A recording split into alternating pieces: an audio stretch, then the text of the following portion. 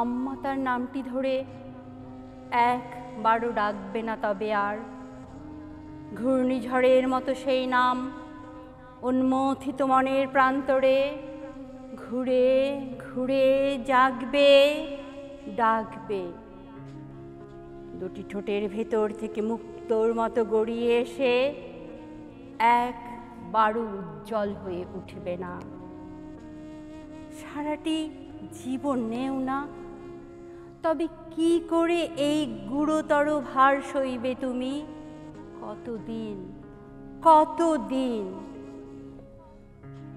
আবুল বরকত নেই। সেই অস্বাভাবিক বেড়ে উঠা বিশাল শরীর বালক মধুর স্টলের ছাদ ছুঁয়ে হাঁটত যে, তাকে ডেকো না। আর একবারও ডাকলে ঘৃণায় তুমি কুঁচকে উঠবে। সালাম রফিকুদ্দিন জব্বার, কি বিষণ্ণ থোকা থোকা নাম! এই এক সারি নাম বর্ষার তীক্ষ্ণ ফলার মতো হৃদয়কে হানে। বিচ্ছেদের জন্য তৈরি হওয়ার আগেই আমরা ওদেরকে হারিয়েছি, কেননা প্রতিক্রিয়ার গ্রাস জীবন ও মনুষ্যত্বকে সমীহ করে না।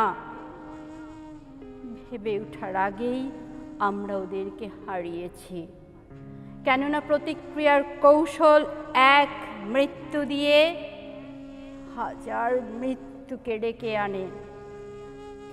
আর এবার আমরা হারিয়েছি এমন কয়েকজনকে যারা কোনো দিন মন থেকে মুছবে না, কোনো দিন কাউকে শান্ত হতে দেবে না।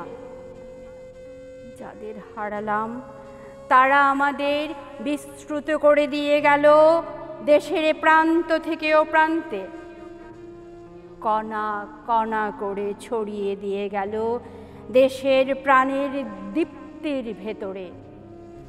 মৃত্যুর অন্ধকারে ডুবে যেতে যেতে।